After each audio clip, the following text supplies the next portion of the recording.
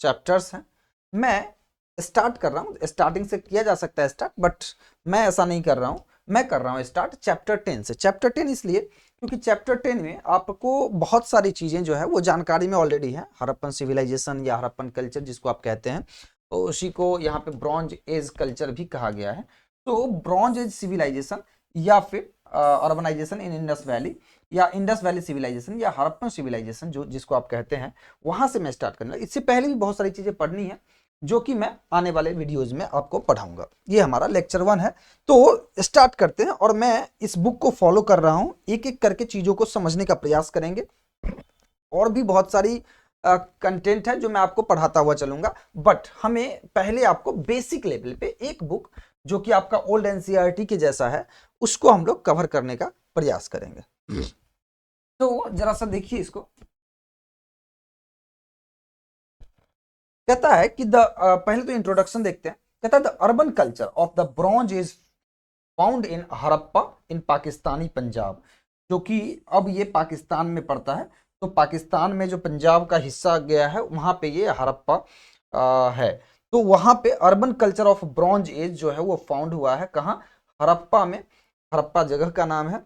और ये पाकिस्तान में जो पंजाब है वहां पे was a path breaking discovery.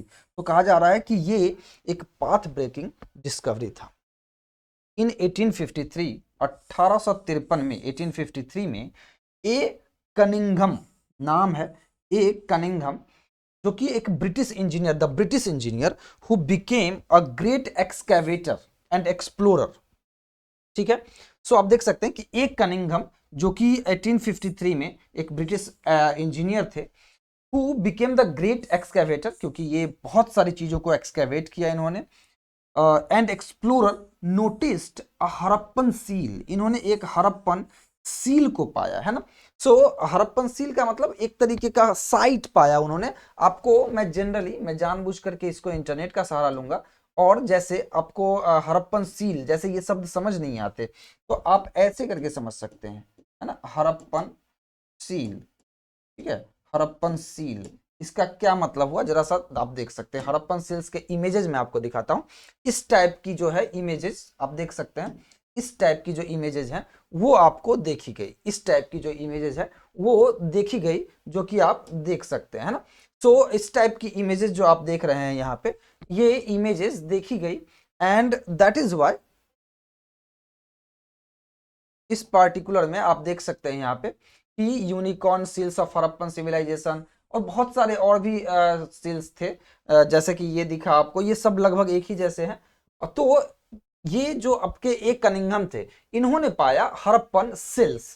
तो जब इन्होंने हड़प्पन सील्स पाया तो इसके बेस पे इन्होंने खुदाई शुरू की, एक्सकैवेशन शुरू किया। तो पहला काम ये हुआ कि उन्होंने एक नोटिस किया हड़प्पन सील को। अब उनको कैसे पता चला? तो उन्होंने कुछ एक अजीब सी चीजें देखी, पत्थर के नुमा जैसी चीजें देखी, तो उनको लगा कि क्या है ये। फिर उन्होंने अपनी जो नॉलेज थी, जो बिकॉज वो बहुत बड़े आर्कियोलॉजिस्ट आप कह सकते हैं थे, या आप ऐसे कह सकते हैं कि वो एक्सकैवेटर थे जो पुरानी चीजों में जो है का खोज करते थे, उस पर रिसर्च करते थे। तो उन्होंने हड़प्पन सील्स को देखा। Though the seal showed a bull and 6 written letters. आप देख सकते हैं यहाँ पे एक बुल दिखाया गया है, बुल है ना, ये देख सकते हैं आप, ये बुल है, और इस पे कुछ लेटर्स लिखे गए हैं, ये देख सकते हैं आप। आपको मैं दिखा देता हूँ। ये आपको कुछ चीजें जो है ये देख सकते हैं आप, ये कुछ लेटर्स दिख रहे हैं, है ना। अब इस लेटर्स को अभी तक ब्रेक नहीं किया गया, बट ये लेटर्स दिख रहे हैं आपको। तो एक बुल दिखा और कुछ लेटर्स दिखे इसके ऊपर, जो कि इन्होंने देखा। नाउ नाउ सी हियर, अब सी देख सकते हैं, he did not realise its significance. उन्होंने इसके सिग्निफिकेंस को रियलाइज नहीं किया।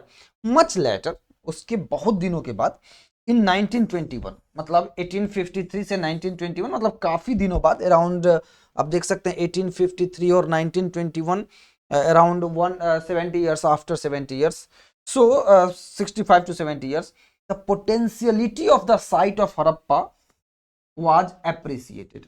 लेकिन 1921 में व्हेन इंडियन आर्कियोलॉजिस्ट, बिकॉज ये भी आर्कियोलॉजिस्ट थे, लेकिन इन्होंने देखा, एक कनिंग जो इंजीनियर थे, ये आर्कियोलॉजिस्ट नहीं इंजीनियर थे, इन्होंने देखा हड़प्पन सील को और इग्नोर कर दिया, कोई मतलब नहीं है, चलो ठीक है, ऐसी वाली बातें हैं। बट उसके बाद एक इंडियन आर्कियोलॉजिस्ट थे जो कि 1921 में, दयाराम साहनी नाम है इनका, Dayaram Sahni started excavating it. तो जब ये आर्कियोलॉजिस्ट की स्टडी कर रहे थे और ये चीजें पढ़ रहे थे, तो इन्होंने, जो दयाराम साहनी थे जो कि इंडियन आर्कियोलॉजिस्ट थे, 1921 में बहुत ही अच्छे से अप्रिसिएट किया और एक्सकैवेट किया इस पार्टिकुलर साइट को, जो कि हड़प्पन साइट कही जाएगी, और इस साइट की पोटेंशियलिटी को शो किया कि ये इतिहास के बारे में बहुत सारे राज खोल रहा है। At about the same time, इसी टाइम पे एक और आर्कियोलॉजिस्ट कह सकते हैं, हिस्टोरियन थे, जनरली हिस्टोरियन थे, आर.डी. बनर्जी, है ना, आर.डी. बनर्जी, इसी टाइम पे एक हिस्टोरियन थे आर.डी. बनर्जी, जो कि एक हिस्टोरियन थे, एक्सकैवेटेड द साइट ऑफ मोहनजोदारो। ये सिंध में है ना, सिंध, सिंध जो है, मोहनजोदारो के बारे में आपको थोड़ा सा मैं इंटरनेट के सहारे आपको आगे बढ़ाने का प्रयास करूंगा। रीजन कि आज की दुनिया इंटरनेट की दुनिया है, तो हम इंटरनेट के सहारे ही चीजों को समझने का ज्यादा से ज्यादा प्रयास करेंगे। What my point? तो आप इसको देख सकते हैं कि यहाँ पे हम मोहनजोदारो की बात कर देते हैं। मोहनजोदारो के बारे में अगर आप थोड़ा सा ज्यादा देखने का प्रयास करेंगे, मोहनजोदारो सिंध, ठीक है, मोहनजोदारो सिंध, तो आप ये देख सकते हैं कि ये मोहनजोदारो के जो कि एक आर्कियोलॉजिकल साइट है, ये भी आपके संयोग बस पहले ये इंडिया हिंदुस्तान का भाग हुआ करता था, अब ये पाकिस्तान का एक भाग है। तो मोहनजोदारो जो है ये पाकिस्तान में चला गया है, ये सिंध डिस्ट्रिक्ट है, लड़काना साइट इन लड़काना डिस्ट्रिक्ट, सिंध पाकिस्तान है ना, तो लड़काना डिस्ट्रिक्ट है, और ये सिंध प्रोविंस है पाकिस्तान का, जैसे हमारे यहाँ स्टेट होते हैं वैसे ही यहाँ स्टेट है। तो सिंध स्टेट पाकिस्तान के, वहां पे मोहनजोदारो जो है वो एक आर्कियोलॉजिकल साइट दिखाई दिया, है ना, सिंध है, और ये आपका लड़काना डिस्ट्रिक्ट पड़ता है। तो यहाँ पे इन्होंने देखा, जो कि नाम क्या था, आर.डी. बनर्जी, ये भी सेम टाइम पे अराउंड 1921 के आसपास ही इन्होंने एक्सकैवेट किया site of Mohenjodaro in Sindh. Both discovered, दोनों ने, समझिएगा, पॉटरी, दोनों ने पॉटरी को डिस्कवर किया, एंड अदर एंटिकिटीज, एंटिकिटीज मतलब पुराने मटेरियल्स, पुराने सामान, इंडिकेटिव ऑफ डेवलप्ड सिविलाइजेशन, जो ये इंडिकेट करते थे कि यहाँ इस पर्टिकुलर साइट पे, या चाहे वो मोहनजोदारो हो या हड़प्पा हो, इस साइट पे एक बड़ा ही डेवलप सा, एक बहुत ही अच्छा सा एक सिविलाइजेशन एग्जिस्ट करता था, जो ये इंडिकेट करता था कि इस पर्टिकुलर जगह पे जो डेवलप्ड सिविलाइजेशन है वो पहले से एग्जिस्ट करती है। उसके बाद ये कहता है कि large scale excavations were carried out at Mohenjodaro under the general supervision of the Marshall in 1931। जो मार्शल थे, क्योंकि 1931 के आसपास हमारा देश या पाकिस्तान आज़ाद नहीं हुआ था, तो आप ये कह सकते हैं कि उस टाइम पे जो यहाँ के वायसरॉय होते थे, जो मार्शल होते थे, उनके अंडर में मोहनजोदारो का एक बहुत ही बेहतरीन एक्सकैवेशन स्टार्ट हुआ, है ना, बहुत ही बेहतरीन एक्सकैवेशन। मार्शल का नाम था मैके, सॉरी नहीं, मैके बाद में आए थे, मार्शल ही नाम था, सुपरविजन ऑफ मार्शल। आप देख सकते हैं कि यहाँ पे मैं उसके बारे में भी बतला देता हूँ कि 1931 एक्सकैवेशन जो हुआ था ऑफ मोहनजोदारो,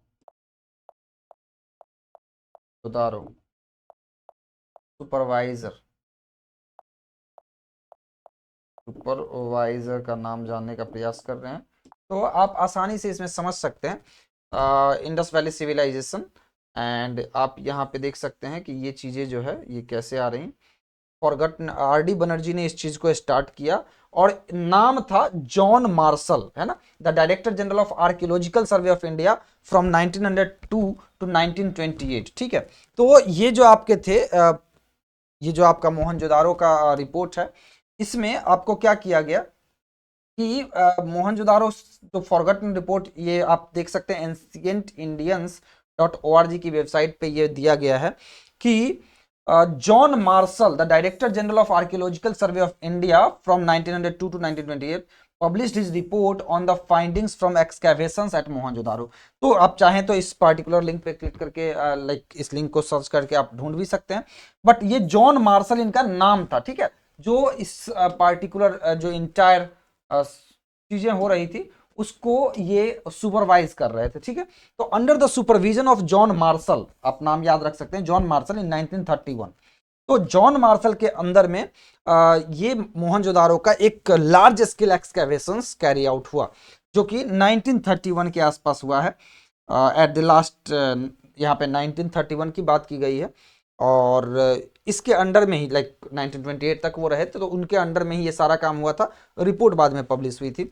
उसके बाद मैके आए, मैके ने एक्सकैवेट किया द सेम साइट्स, यानी मोहनजोदारो की साइट को 1938 में फिर से इसको किया गया। ये सब अंग्रेज हैं। वत्स, एक और नया नाम आया, दैट इज वत्स। एक तीसरा नाम आया वत्स। इन्होंने एक्सकैवेट किया हड़प्पा को फिर से 1940 में। तो जो हड़प्पा वाली साइट थी उस साइट को इन्होंने वत्स ने जाकर के एक्सकैवेट किया। और भी कुछ लोग आए, देख सकते हैं, एक एक का नाम है।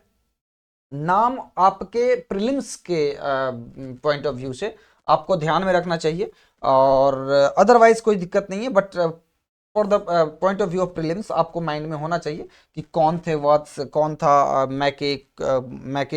मैके की जिंदगी में नहीं जानी है, बट 1938 के जो एक्सकैवेशंस हुए थे वो किस साइड के हुए थे, तो मोहनजोदारो के हुए थे। इसी तरीके से 1931 किसके हुए थे, मोहनजोदारो के हुए थे। किसके अंडर हुए थे, जॉन मार्शल के अंतर्गत हुए थे, मैके के अंतर्गत हुए, मैके के अंडर हुए थे।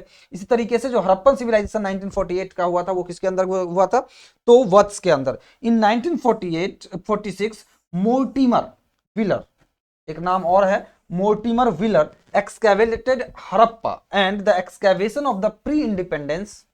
अब ये 1946 की बात है, मतलब इस समय तक हम आजाद होने की कगार पे थे। तो व्हीलर ने एक्सकैवेट किया हड़प्पा को, and excavations of the pre independence and pre partition period brought to light important antiquities of the Harappan culture at various sites where bronze was used, जहां पे ब्रॉन्ज का यूज होता था। तो मतलब कि बिफोर इस समय तक जो मोर्टिमर व्हीलर है, बिकॉज पार्टीशन हुआ नहीं था, पार्टीशन तो 47 के बाद हुई। तो पार्टीशन से पहले, इंडिया का जब पार्टीशन हुआ उससे पहले जो हड़प्पन कल्चर का साइट था उसकी सारी चीजों को प्रकाश में लाया गया, लाइट में लाया गया, सब चीजों को समझाया गया लोगों को। एंड इस पे जो रिपोर्ट पब्लिश हुई उसमें जो भी सामान मिले उन चीजों को बाहर लाया गया, जो कि अंग्रेजी शासन के अंतर्गत किया गया in the post independence period. तो ये आपकी बात थी बिफोर इंडिपेंडेंस, जो भी चीजें हुई थी इंडिया के अंदर उसकी मैं बात कर किया। In the post independence period, जब इंडिपेंडेंस मिल गई हमें, archaeologist from both India and Pakistan. अब क्या है, ये जो एक्सकैवेशंस हुई ये किसी कंट्री का नहीं होता है, कोई भी एक्सकैवेशन किसी कंट्री का नहीं होता है। कोई भी साइंटिफिक जो डेवलपमेंट होती है वो किसी कंट्री का नहीं होता, ये साइंस का होता है ना। आर्कियोलॉजिकल सर्वे जो होती है, दो आप अपनी कंट्री में कराइए, दैट्स गुड, आप फंडिंग कीजिए, दैट्स गुड, बट अगर कोई चीज नई समझ में आई है तो उसे पढ़ने का अधिकार, उसे समझने का अधिकार वो पूरे कंट्री, पूरे वर्ल्ड को है ना। हर आदमी को जानने का अधिकार है कि हड़प्पन सिविलाइजेशन क्या हुआ था, जैसे आपको अधिकार है कि अमेरिका में कैसे कल्चर सिविलाइजेशन कैसे कैसे डेवलप हुआ है। तो इसी तरीके से हर किसी को जानने का अधिकार है। तो ये दोनों ही कंट्री मिलकर के, India and Pakistan, excavated the Harappan and connected sites. तो केवल और केवल हड़प्पन ही नहीं बल्कि और भी जो आसपास की कनेक्टेड साइट्स थी जिसपे ऐसा मानना होता था कि कुछ मिल सकता है, उस साइट्स को इंडिया और पाकिस्तान दोनों ने मिल करके एक अच्छा खासा आर्कियोलॉजिस्ट की टीम ने एक्सकैवेशन शुरू किया, एक्सकैवेट किया। सूरजभान, नाम ध्यान में रखिएगा कौन कौन थे, Surajbhan, M K. Dhavalikar, J P. Joshi, B B. Lal, S R. Rao, B K. Thapar, R S. Bisht and others worked in Gujarat, Haryana and Rajasthan. तो इंडिया की साइड की अगर हम बात करें तो नाम क्या क्या था, सूरजभान, एम.के.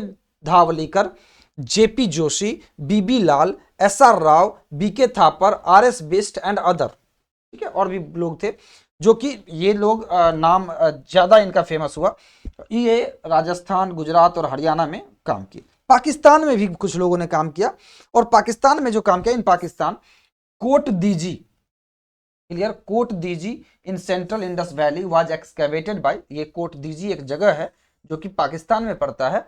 तो सेंट्रल इंडस वैली, इसको इंडस वैली सिविलाइजेशन का सेंट्रल पॉइंट कहा जाता है, ये एक्सकेवेट किया गया था बाय F.A. खान, है ना, F.A. खान है वहां, उनके द्वारा किया गया था। And great attention was paid to Hakra and pre Hakra culture. Yes, ये बहुत ही फेमस है, आपको चल्कोलिथिक एंड पैलियोलिथिक में भी ये हकरा एंड प्री हकरा कल्चर की बात होती है। तो हकरा and pre Hakra cultures bye M.R. Mughal, है ना, M.R. मुगल, H. दानी, समझिएगा मेरी बात। तो यहाँ पे पहली बात, सेंट्रल इंडस वैली का एक्सकेवेशन कोट दीजी में हुआ था, ये कोट दीजी में पड़ता है एरिया, हड़प्पा में नहीं पड़ता है, तो ये कोट दीजी में पड़ता है, जो कि F.A. खान ने किया था। और इसमें बहुत ज्यादा Hakra and pre Hakra cultures पे अटेंशन दिया गया जब रिपोर्ट लिखी गई M.R. मुगल के द्वारा, तब M.R. मुगल। अब एक और नाम है A.H. दानी, A.H. दानी एक्सकेवेटेड गांधार ग्रेव्स, जो गांधार ग्रेव्स है, वहाँ की जो कंदराएं हैं, जो ग्रेव्स हैं, उस गांधार रीजन आपको पता है ना, गांधार राज शकुनी, तो उन्हीं के, वो पाकिस्तान के आसपास पड़ता है। तो गांधार ग्रेव्स जो है इन the north west frontier province, ये NWFP, ये पाकिस्तान की प्रोविंस है, ये पाकिस्तान की प्रोविंस है नॉर्थ वेस्ट फ्रंटियर की, और ये north west frontier province of Pakistan में जो है A.H. दानी ने गांधार ग्रेव्स को, आप अगर देखना चाहें तो गांधार ग्रेव्स जो है वो आप देख सकते हैं मैप पे, तो मैं आपको दिखा देता हूं गांधार ग्रेव्स ऑन मैप, आप देख सकते हैं, मैं आपको दिखाता हूं। तो यहाँ पे आप देख सकते हैं, ये अपना प्यारा सा हिंदुस्तान, है ना, तो आप ऐसे देख सकते हैं इस चीज को, दिखाता हूं मैं।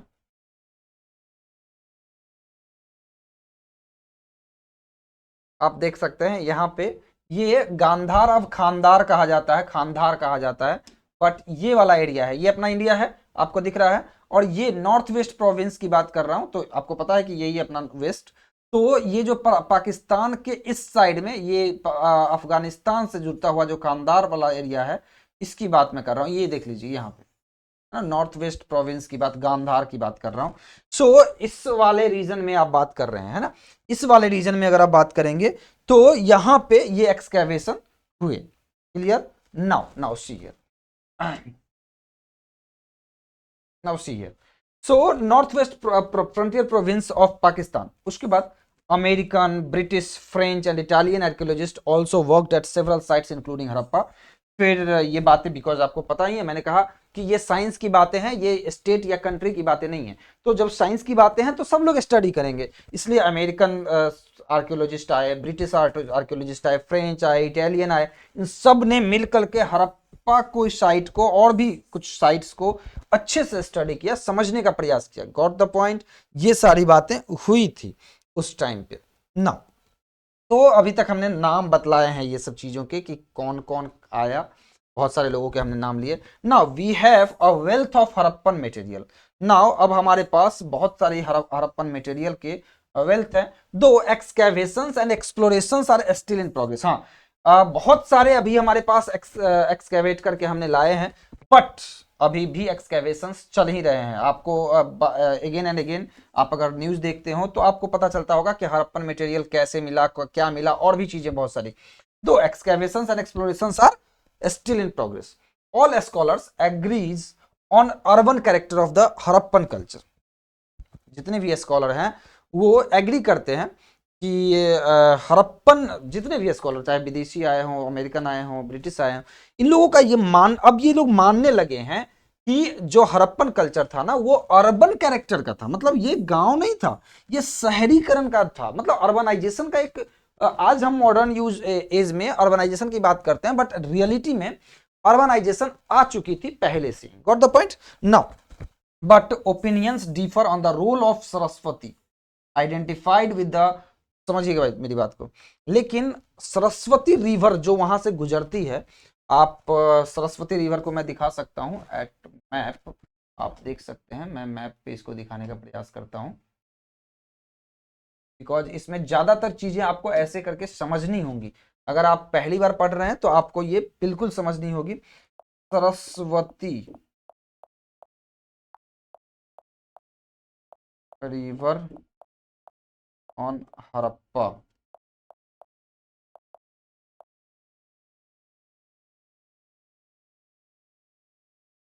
अगर आप देखेंगे तो हड़प्पन जो साइट है, ये हड़प्पन सिविलाइजेशन के लिए कुछ बातें लिखी जाती है, जो कि द डिवाइन इंडिया पे लिखा गया है। देख सकते हैं, most of the settlement of Harappan civilisation are believe to have been located on the banks of Saraswati river, है ना। ड्यू टू हड़प्पन सिविलाइजेशन की ज्यादातर साइट्स के बारे में ऐसा कहा जाता है कि ये सरस्वती नदी के किनारे था, due to which this river had a significant contribution in the development of civilisation. The Saraswati river is also associated with the Harappan civilisation. तो जो आपको अभी इंडस वैली दिख रहा है ना, उसको कभी कभी सरस्वती रिवर भी कहा जाता है। आगे चल करके आपको इसका और सिग्निफिकेंस पता चलेगा। तो आगे चलते हैं, कहता है कि लेकिन थोड़ा सा डिफर हो जाते हैं, जो हमारे स्कॉलर्स हैं, जो हमारे आर्कियोलॉजिस्ट हैं, उनका ओपिनियन थोड़ा बदल जाता है on the role of Saraswati identified with the Hakra Hakra Ghaggar river, है ना। तो आज का जो हकरा घगर रिवर है उसकी बात और सरस्वती नदी की बात की जा रही है। And also on the identity of the people who created this culture. Yes, कि किसने क्रिएट किया, आर्यन ने किया, इंडो आर्यन ने किया, किसी फॉरेनर ने किया, किसने किया, है ना। तो इस बात पे, ये नॉर्थ इंडियन ने किया, साउथ इंडियन ने किया, तो इस बात पे चर्चा की जो बात है, ये थोड़ा सा एक कंसिडरेशन हो जाता है, और यहाँ पे अलग अलग स्कॉलर्स अलग अलग बातें करते हैं। The problem with will be considered later in this chapter. ये प्रॉब्लम जो है ना, ये दोनों प्रॉब्लम कि सरस्वती नदी को क्या क्या सरस्वती नदी, अभी आपके माइंड में आया होगा कि सर क्या सरस्वती जो है हकरा घग्गर नदी को कहते हैं। तो जरा सा इस क्वेश्चन को पूछ लेते हैं। किसको पूछना है? तो गूगल को। अब चाहें तो किसी और को भी पूछ सकते हैं, यानी कि चैट जीपीटी को। तो सरस्वती रिवर एंड हाकरा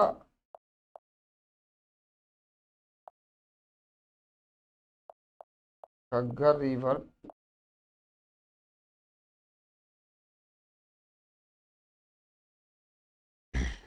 समझिएगा।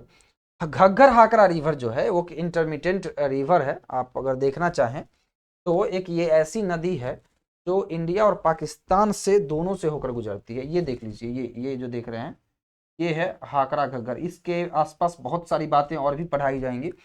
तो ये एक नदी है, ये देख रहे हैं, ये लाइन जो जा रही है, जो लाइन जा रही है, ये वाली लाइन। तो ये जो लाइन बीच में जा रही है, ये लाइन जो है वो हाकरा घग्गर का लाइन है, इंडिया और पाकिस्तान के बीच। यहाँ पे कुछ चीजें जो है वो मैं क्लियर करने का प्रयास करता हूँ, जरूरत पड़ी तो हम इसको यूज करेंगे, ठीक है। तो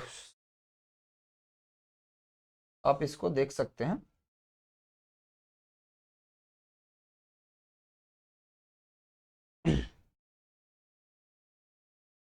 यहाँ पे आप देख सकते हैं एक चीज कि हिमाचल प्रदेश के आसपास जो है ये नदियां बहती है, और वैदिक सरस्वती रिवर जो है वो इस तरफ आपको दिख रहा है, ये वाला, है ना। तो आप अगर देखेंगे तो जो जैसे आपको ये जो हाकरा एंड घग्गर है, जैसे आपको ये दिख रहा होगा, हाकरा सरस्वती हाकरा घग्गर रिवर जो है वो ऐसे जाती है, और कहता है कि ये उसकी एक बड़ी नदी बन जाती है।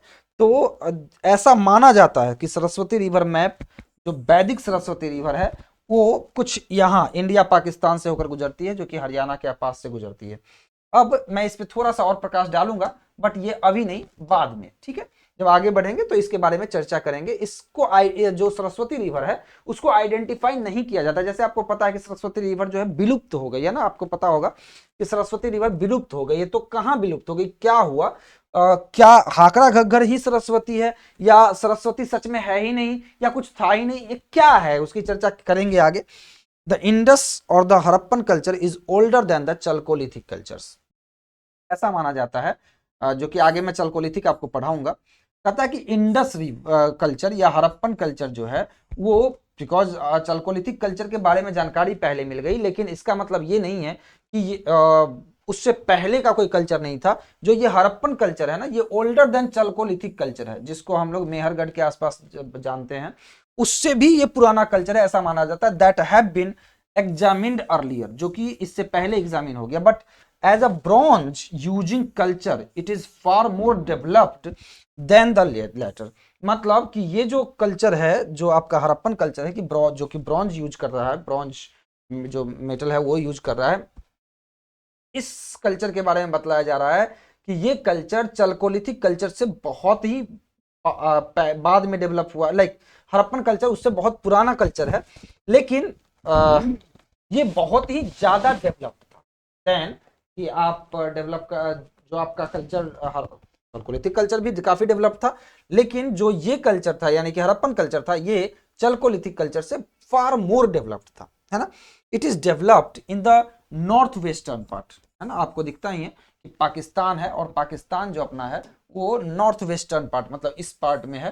तो पाकिस्तान जो है अपना, ये नॉर्थ वेस्टर्न पार्ट में आपका है।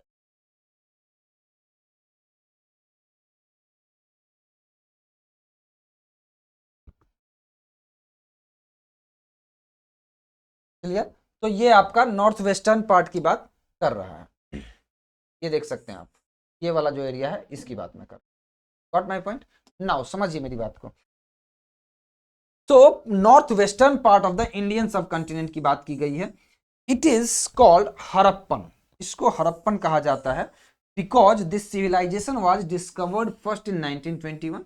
तो 1921 में at the modern site of Harappa, जो हड़प्पा की साइट थी ना, पहली बार जो देखा गया था, वहीं पे, मतलब हड़प्पा एक जगह है, तो वहीं पे ये चीजें हैं, इसलिए इसको हड़प्पन कहा जाता है। Situated in the province of Punjab, अब ये पाकिस्तान में पड़ता है, आपको दिखता ही है ये जो पंजाब प्रोविंस है, यहाँ पे पंजाब आपका है, आप अगर इस पॉलिटिकल मैप देख पाए तो यहाँ पे हरियाणा पंजाब है और इंडिया का पार्ट है। तो इसके लाइक इसी जगह पे सटा हुआ है, मतलब ये मत कहिए कि ये टोटली पाकिस्तान में है, कुछ पार्ट इंडिया में है, कुछ पार्ट पाकिस्तान में है, ऐसा है। तो बट उसके आसपास की जो भी चीजें कही जाएंगी उसको हड़प्पन नाम से ही बुला लिया गया। Situated in the province of Punjab, जो कि अब है पाकिस्तान में। मेनी साइट्स इन सिंध, बहुत सारे और भी, चूंकि पंजाब से लगा हुआ सिंध भी है, तो Sindh formed the central zone of pre Harappan culture, because हमारे साइड ही नहीं, उस साइड भी, पाकिस्तान के साइड भी बहुत सारी और भी साइट्स दिखी है। सेंट्रल जो अब हड़प्पन कल्चर जब बनी तो एकाएक तो बन नहीं गई होगी, टाइम लगा होगा, तो प्री हड़प्पन कल्चर के भी कुछ एविडेंसेस मिलते हैं।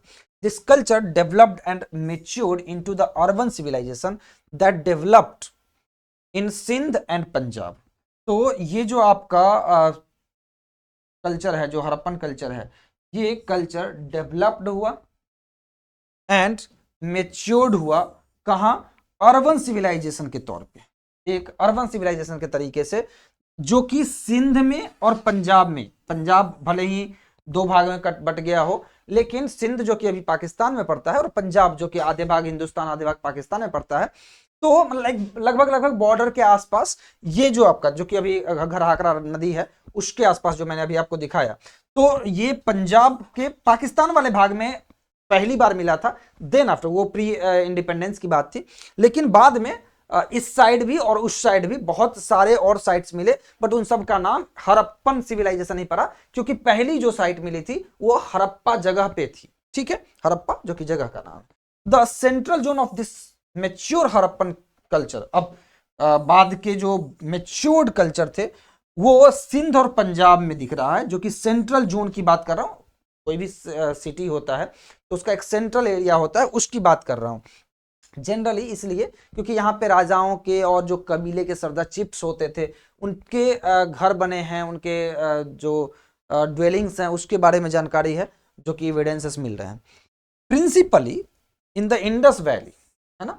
और ये सारा चीज जो है वो इंडस वैली, जो मेन रीजन है इंडस वैली, तो इंडस वैली में आपको दिखेगा। इंडस वैली क्या है वो आप देख सकते हैं, मैं आपको दिखा रहा हूं। इंडस वैली आप देख सकते हैं और फिर आपको पता चलेगा कि क्या है इंडस, समझिएगा मेरी बात। आप देख सकते हैं वैली का असली मतलब यही होता है ना, वैली का मतलब होता है पहाड़ों के बीच, है ना। तो इंडस वैली भी कुछ ऐसा ही है। बातें अब समझ में आ गई।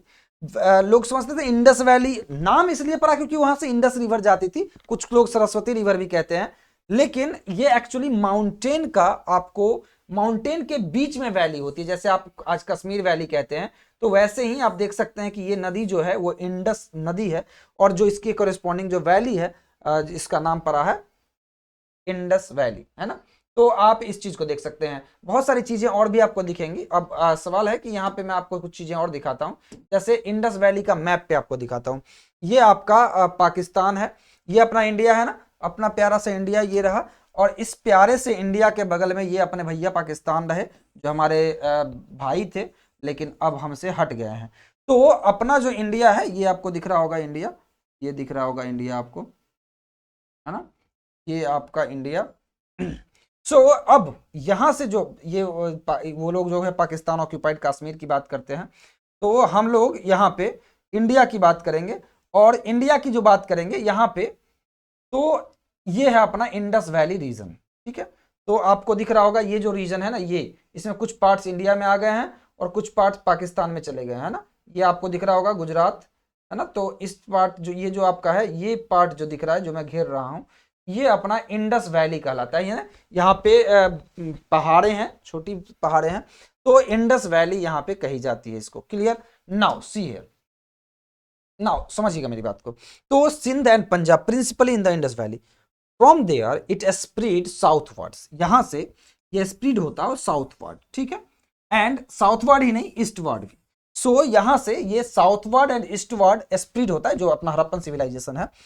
In this way Harappan culture covered parts of Punjab, आजकल का अपना हरियाणा, सिंध जो कि पाकिस्तान में है, बलूचिस्तान जो कि पाकिस्तान में है, गुजरात जो कि कुछ भाग, ज्यादातर भाग हमारे पास है, राजस्थान जो हमारे पास है, और and the fringes of western UP, कुछ वेस्टर्न यूपी मतलब इस साइड के, जो दिल्ली साइड में वेस्टर्न यूपी का साइड है, जैसे आप कह सकते हैं कि ये जो साइड्स हैं, मेरठ, ये सब साइड का, तो इन सब जगहों पे ये फैल गया है ना। इन सब जगहों पे पहाड़े हैं, छोटी मोटी, बहुत बड़ी नहीं, बट हाँ है। It extended from the Shivalik, अब इसको अगर मैं नॉर्थ में लेके जाऊं, तो ये शिवालिक्स इन द नॉर्थ, है ना। ये एक्सटेंड होता है, जो आपका हड़प्पन कल्चर है, Shivalik in the north to the Arabian sea in the south, जो साउथ में अरबियन सी है, आप देख सकते हैं, अरबियन सी को आप देख सकते हैं, ये Arabian sea in the south, Arabian sea आप देख सकते हैं यहाँ पे। तो ये जो आपका अरबियन सी है, जो कि इंडिया के नीचे आपको दिख रहा है, मतलब गुजरात साइड में या मुंबई के साइड में, तो जो मुंबई के साइड में आपका अरबियन सी है, तो इसका जो फैलाव है, आपको मैं एक्सटेंशन दिखा रहा हूँ, extension of Harappan civilisation, Harappan sites की एक्सटेंशन को दिखा रहा हूँ आपको।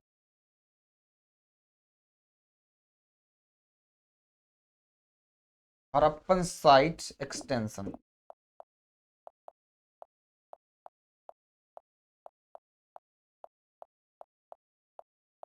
एक्सटेंशन,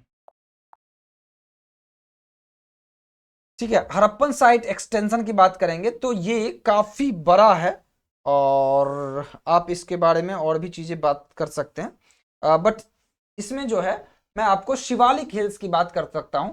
तो शिवालिक हिल्स से लेकर के, जैसा कि कहा गया है, शिवालिक हिल्स से लेकर के नॉर्थ में शिवालिक हिल से साउथ में अरबियन सी तक, मतलब इस साइड तक, जो आपके इस साइड में, जो इस साइड में जो आपके इंडिया के, अगर आप ऐसे बनाएं इंडिया को, तो इंडिया के इस साइड के पूरे एरिया को, and from the Makran coast of Balochistan, Balochistan आप देख सकते हैं, मैं मैप पे दिखा रहा हूं, है ना, बलूचिस्तान, बलूचिस्तान ऑन मैप, ठीक है। मैं यहां से बोल देता हूं क्या यूज करते हैं, बलूचिस्तान ऑन मैप, क्लियर। सो बलूचिस्तान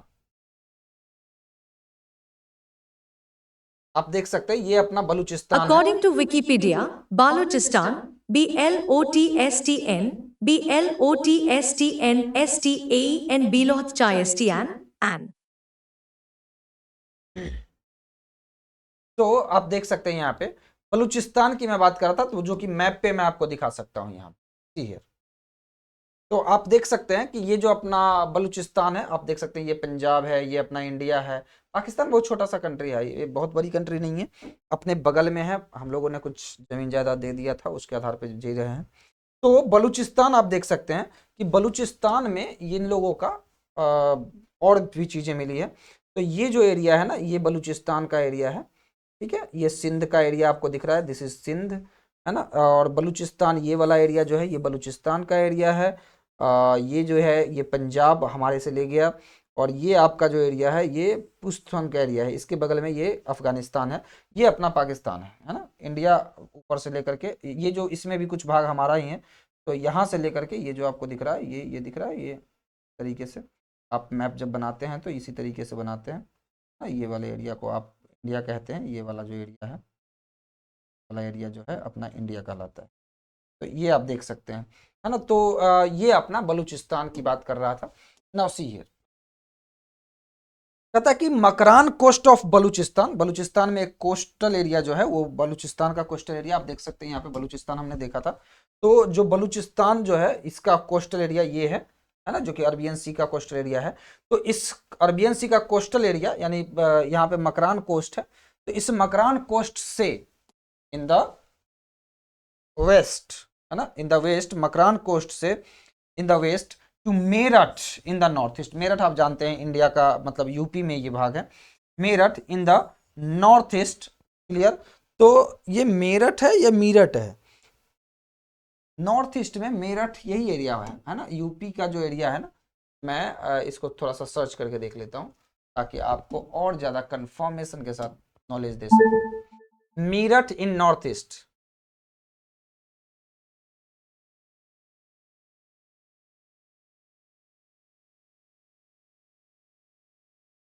आप इसको अगर इंडिया के मैप पे देखना चाहें तो दैट्स बेटर। आप देख सकते हैं इंडिया के मैप पे इसको, बट मैं इसको इंडिया के मैप पे देखना चाहता हूँ, मेरठ का मैप। यस, ये देख सकते हैं आप, ये रहा मेरठ,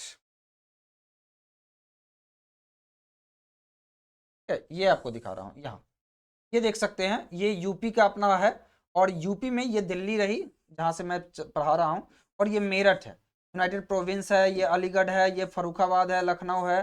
तो ये नॉर्थ ईस्ट में आ जाता है। ये एरिया जो है बीच से अगर आप काटेंगे तो ये ईस्ट साइड में होता है। तो इसलिए इसको, और नॉर्थ तो दिख ही रहा, तो नॉर्थ और ईस्ट में आता है, दैट्स वाई इसको नॉर्थ ईस्ट में कहा गया। ठीक है, चलिए। तो नॉर्थ ईस्ट में ये मेरठ में तक ये फैला हुआ है। The area formed a triangle, जो एरिया है ये फॉर्म करता है एक triangle, and accounted for about 1299600 square kilometre, which is larger area than of Pakistan. तो ये जो पूरा एरिया हड़प्पन सिविलाइजेशन का है ये पाकिस्तान से भी बड़ा है, एंड सर्टेनली लार्जर देन पुराने वाले जो इजिप्ट थे, एंशिएंट इजिप्ट सिविलाइजेशन की जो बात होती है, या मेसोपोटामिया सिविलाइजेशन की जो बात होती है, इन सबसे बड़ा हड़प्पन सिविलाइजेशन जो अपना सिविलाइजेशन था वो डेवलप हो रखा था। और ये भी चल्कोलिथिक एज से पहले, और एक बहुत ही अच्छा अर्बन सिविलाइजेशन था। ये बातें हमें पता चली 1921 एंड 1931 एंड 1940 के आसपास की जो हमारी एक्सकैवेशंस हुई उसमें। No other culture zone in the third and second millennium BC in the world was as widespread as the Harappan. और ये भी बातें कही गई कि कोई और ऐसा कल्चर पूरे वर्ल्ड में नहीं था जो 2 मिलियन बीसी पहले या 3 मिलियन बीसी पहले जो है वो इतना वाइड स्प्रेड और इतना डेवलप्ड था जितना कि हमारा Harappan culture. Got my point. तो ये बातें आपको समझ में आ गई हैं, आई होप सो ये बातें आपको समझ में आ गई। नाउ नाउ नाउ समझने का प्रयास करते हैं। नियरली 2800 हड़प्पन साइट्स, लगभग 2800 Harappan sites have so far been identified, अभी तक आइडेंटिफाई कर लिया गया है अपने सब कंटिनेंट में, मतलब इंडिया और पाकिस्तान मिला करके। They relate to the early mature and late phases of Harappan culture. ये जितने भी साइट्स हैं 2800 साइट जो डेवलप किए गए हैं ये रिलेट करते हैं या तो अर्ली वाले हड़प्पन साइट्स को, या मेच्योर वाले, या late phases of Harappan culture को। तो जो वो लोग जो स्टोन एज करते हैं, हमने तो हड़प्पन एज को क्रिएट कर दिया है ना। तो हमारी कल्चर को इसीलिए जनरली क्वेश्चन के में रहता है कि सच में हम जैसा अंग्रेज हमें बतलाते रहे हमारी हिस्ट्री को तोड़ मरोड़ कर, वैसा थे या नहीं, जैसा हमारा हड़प्पन कल्चर दिखा रहा है वैसा थे।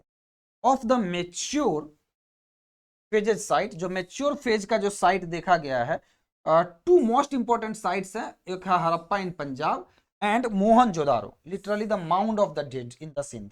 इसको माउंड ऑफ द डेड कहा जाता है। क्यों कहा जाता है, इसका जवाब आप ढूंढ सकते हैं, क्योंकि क्वेश्चन कभी पूछा जा सकता है कि क्यों कहा जाता है इसे माउंड ऑफ द डेड, है ना। तो जरा सा आप देख सकते हैं कैसे क्यों कहा जाता है। मैं इसके लिए को पायलट का यूज करूंगा और को पायलट से ये क्वेश्चन पूछूंगा कि Y the Mohenjo-daro is called Mound of the Dead. Why Mohenjo-daro is called is known as the Mound of the Dead.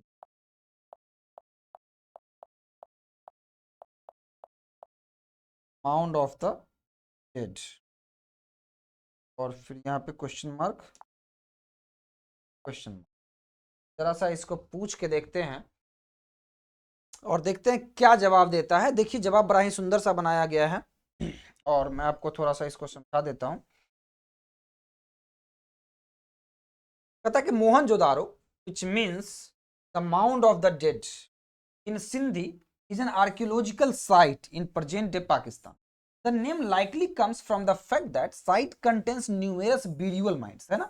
यहाँ पे जो लोगों को गाड़ा जाता था, जो ग्रेव्स किया जाता था, उनके बहुत सारे माउंट्स मिले हैं। यानी कि इससे ये पता चलता है, क्योंकि हिंदू कल्चर के अनुसार हम जलाते हैं, तो इसका इससे ज्यादा ये दिखता है कि वो जो कल्चर था वो मुस्लिम कल्चर था। आई एम समवॉट, अगर हिंदू कल्चर की बात की जाए तो, और नहीं तो फिर इसका एक और तरीके से इंटरप्रिटेशन हो सकता है कि ये जो कल्चर था जिसमें ब्यूरियल किया जाता था, इस यानी कि या तो हिंदू कल्चर के ऊपर कहा जाए कि हिंदू कल्चर में जो डिसीज्ड होते थे, जो मरे हुए लोग होते थे, उनको जलाया नहीं दफनाया जाता था, यानी ब्यूरियल किया जाता था, या फिर अदरवाइज ये एक मुस्लिम कल्चर था, या कोई और कल्चर था, है ना, मुस्लिम ना हो तो कोई और culture. And remains of what was once one of the largest cities of the ancient Indus valley civilisation. तो क्यों कहा जाता था, आपको समझ में आ गया होगा। Mound of the dead reflect करता है archaeological significance of the site as excavation have revealed wealth of artifacts and structures including large number of excavation have revealed including large number of graves, है ना, जहां पे लोगों को दफनाया जाता था। तो एक बहुत ही अच्छा क्वेश्चन का इसने जवाब दे दिया कि माउंड्स ऑफ द क्या कहा जाता था इसको, माउंड ऑफ द डेड इसलिए कहा जाता था क्योंकि वो वहां बहुत सारे ग्रेव्स मिले। तो क्या मतलब है उसको, वही कहोगे, तो इसलिए उसका नाम दिया गया। इन सिंध, ये सिंध में है, both forming parts of Pakistan, ये दोनों के दोनों, यानी हड़प्पा जो पंजाब में है और ये मोहनजोदारो जो कि पाकिस्तान में है, जो कि सिंध में है, ये दोनों के दोनों पाकिस्तान का हिस्सा हो चुके हैं। Situated at the distance of 483 kilometre, they were linked by the Indus, but इनको इंडस से लिंक किया जाता है और ये आपको पता है कि ये मेच्योर साइट्स हैं। तो इनको इंडस से, जो कि 483 किलोमीटर के डिस्टेंस पे है, और ये जैसे कि इंडस कहा गया कि ये मिडिल पार्ट का हिस्सा हो जाता है। They were linked by the Indus. A third city lay at Chanhudaro, Chanhudaro जो है लगभग 130 किलोमीटर साउथ में है ना, साउथ मीन्स नीचे की ओर, है ना। तो 130 किलोमीटर साउथ में है, कहां से, मोहनजोदारो से। अगर आप मोहनजोदारो को देखना चाहें, मोहनजोदारो जो है वो मैप पे आपको मैं दिखा सकता हूं, मोहनजोदारो साइट ऑन मैप।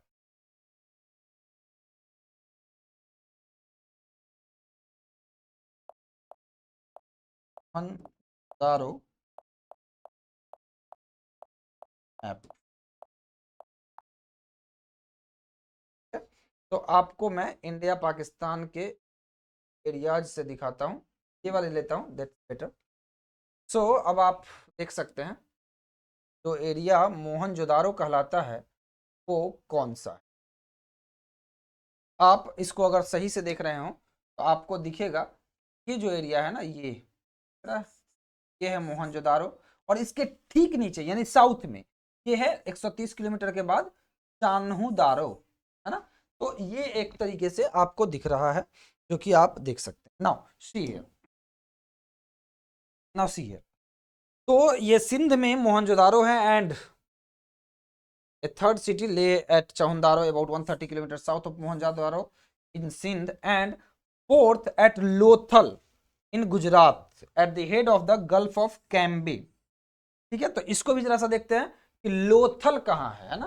तो लोथल जो कि गुजरात में पड़ता है, Lothal on map, Lothal on map,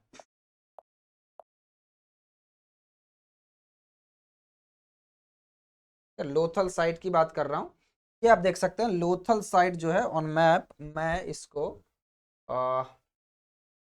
अगर आप चाहते हैं तो मैं इस पे दिखा देता हूँ और मैं इसको क्या करने का प्रयास करता हूँ दैट आपको ये देख सकते हैं, ये चंबा डिस्ट्रिक्ट है, हिमाचल प्रदेश नहीं, मैं Lothal site,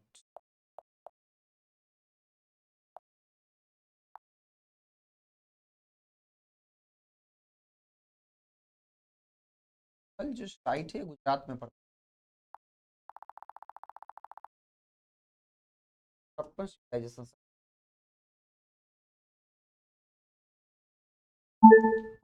Lothal Harappan civilisation site.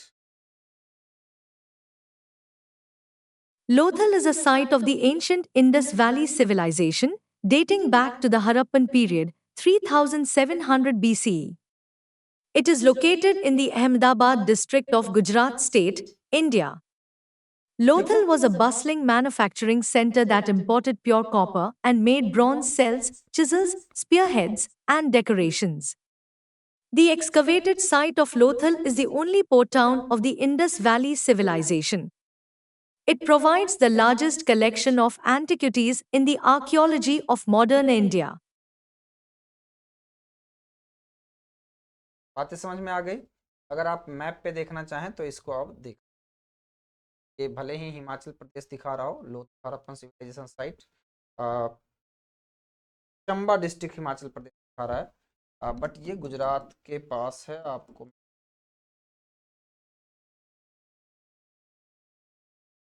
यहाँ नहीं, यहाँ पे कहीं पे ये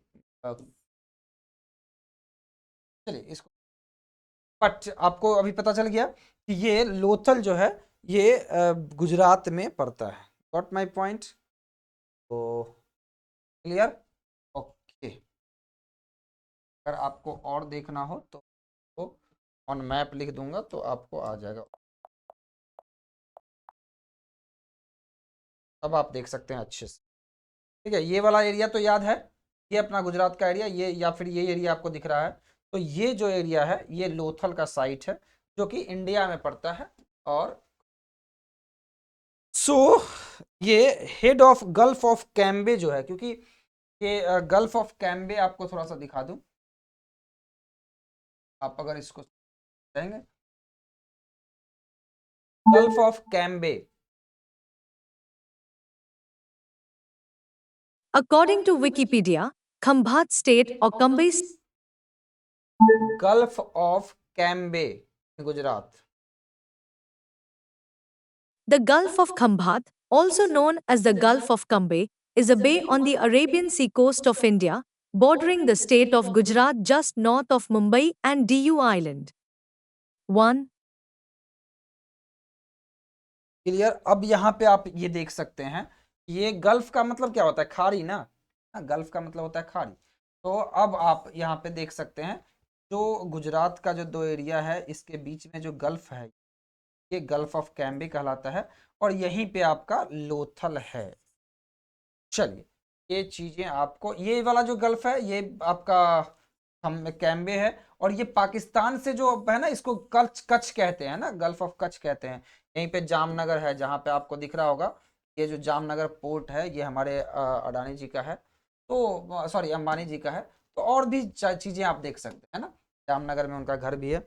तो गल्फ ऑफ कैम्बे की बात की गई कि a third city lay at Chanhudaro 130 kilometre south of Mohenjodaro, ये पाकिस्तान में है। एक फोर्थ है जिसको लोथल कहते हैं, ये गुजरात में है, जो कि head of the gulf of Cambay पे है। A fifth city lay eight Kalibangan, और पांचवी जगह देखिए, ध्यान रहे ये सब चीजें मैं जानबूझ के कर रहा हूं ताकि आपको समझ आए। पांचवी जगह है fifth city lay eight Kalibangan. तो कालीबंगन जो पांचवी सिटी है उसको मैं समझाने का प्रयास कर रहा हूं, विच मीन्स ब्लैक बैंगल्स, है ना। तो जिसका मतलब होता है ब्लैक बैंगल्स। इसका ब्लैक बैंगल्स क्यों नाम है वो मैं समझा दूंगा अभी। इन नॉर्थ इन नॉर्थर्न राजस्थान, तो ये एक जगह है कालीबंगन। अब यहाँ पे पूछा जाएगा कि why the Kalibangan is called black bangles. तो मैं को पायलट को पूछता हूं Y. Hi there, I'm Copilot, and ये this is देख a लीजिए, preview of my voice. Can't wait to why Kalibangan is called black bangles. समझते हैं, आई एम श्योर कि कुछ ना कुछ बात है। बैंगल्स,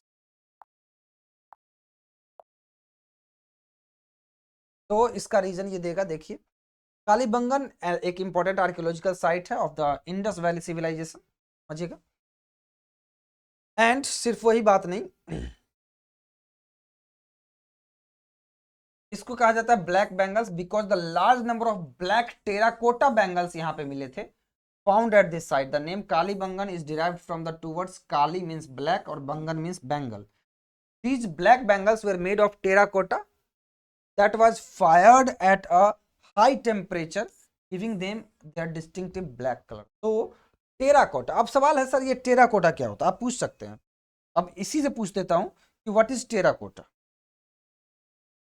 तो जरा सा देखते हैं कि इसे पूछ करके व्हाट इज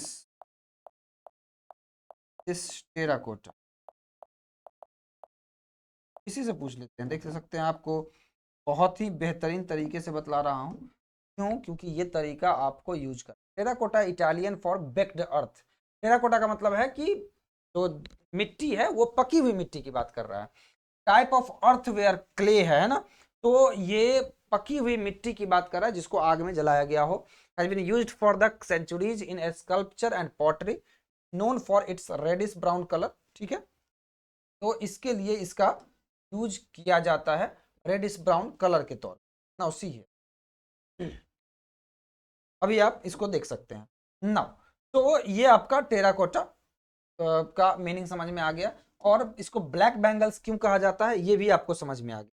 तो एक और है, एक और साइट है, क्योंकि मैंने आपको बहुत सारे साइट्स बतलाए। एक और साइट्स है जिसको हम लोग कहते हैं बानावली, ये सिचुएटेड है in the Hisar district in Haryana, है ना। तो ये बानावली है, इसका कोई स्पेशल नाम नहीं है, जगह का नाम है बानावली। ये हिसार डिस्ट्रिक्ट इन हरियाणा है। इट सॉ 2 कल्चरल फेजेस, है ना। इसने जो बानावली है, इसने 2 कल्चरल फेजेस को यहाँ पे उससे रिलेटेड एविडेंसेस मिले हैं, एक प्री हड़प्पन और एक Harappan, similar to that of the Kalibangan. Kalibangan में भी ऐसा ही हुआ है। To the Harappan period relate the remains of mud brick platforms, जो मड ब्रिक प्लेटफॉर्म्स के रिमेन्स हैं उसमें, और and of streets and drains, ये जो है हड़प्पन पीरियड को रिलेट कर रहे हैं। जो मड ब्रिक प्लेटफॉर्म है, जो प्लेटफॉर्म बना करके रखे गए हैं, चबूतरा जिसको आप कहते हैं, स्ट्रीट्स जो बनाए गए हैं या ड्रेन्स जो बनाए गए हैं, उन सब से पता चलता है कि ये हड़प्पन साइट है। Harappan culture is traceable in its mature and flourishing stage. ये ज्यादा ट्रेसेबल होता है टू ऑल दीज 6 प्लेसेस, जो भी मैंने 6 प्लेसेस के नाम लिए, इन सब प्लेसेस पे ये एज अ मेच्योर साइट दिखाई देता है। जो भी एविडेंसेस मिल रहे हैं वो इससे लगता है कि ये एक डेवलप्ड स्टेज में था, तब जाकर के हमने इसको इसके एविडेंसेस रहे हैं। As also to the coastal cities of Sutka Gendor, ये भी एक जगह है, सुतका गेंडोर एंड सुरकोटाडा, है ना। तो और सेम चीजें जो कोस्टल सिटी है सुतका गेंडोर का और सुरकोटाडा का, each of which is marked by the citadel. अब सीटाडेल क्या होता है वो समझते हैं। सिटाडेल एक्चुअली ये नहाने की जगह होती है, समझिए बात को। सिटाडेल मैं आपको बतलाता हूँ, इसी से पूछ लेता हूँ, what is citadel, what is meant by citadel. ये बहुत ही बेहतरीन तरीका है आपके पढ़ने का, आप आसानी से इसको पढ़ सकते हैं। ये सिटाडेल एक, अच्छा सिटाडेल जो होता था समझिएगा, एक फोर्ट होता था, मतलब किले टाइप का होता था। अगर आप कभी फोर्ट गए हो तो ये एक फोर्टिफाइड एरिया और strong hold with in a city, often serving as a place of refuge during attacks.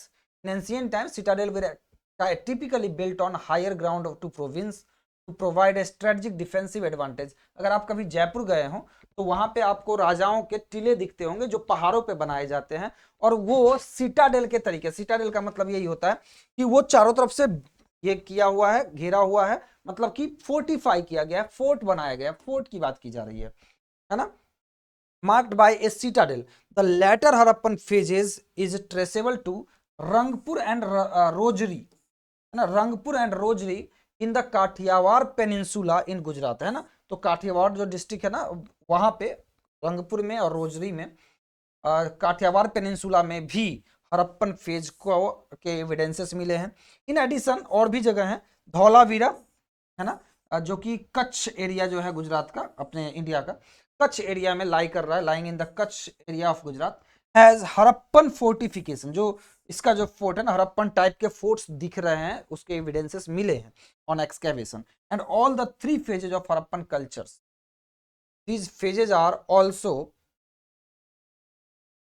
Manifested in Rakhigarhi. अगर राखीगढ़ी में आप देखते हैं तो which is situated on the Ghaggar and Haryana, है ना। घग्गर जो हरियाणा में आती है, आपको दिखाया था मैंने शुरुआत में, तो घग्गर हाकरा जो है ना, उसका जो भाग हरियाणा में आता है। तो हरियाणा में ये राखीगढ़ी नाम की जगह है, जहां पर आपको इन सब साइट्स के दिखेंगे, is much larger than Dholavira. तो ये जो राखीगढ़ी है ये धौलावीरा से भी बड़ा है। In comparative terms Dholavira covers 50 hectare but Harappa 150 hectare and Rakhigarhi 250 है। तो राखीगढ़ी बहुत बड़ा है ना। However the largest site is Mohenjodaro, इसका जो है ये 500 हेक्टेयर में है। बट ये सब के सब एक दूसरे से ज्वाइंट कल्चर दिखाई दे रहे हैं।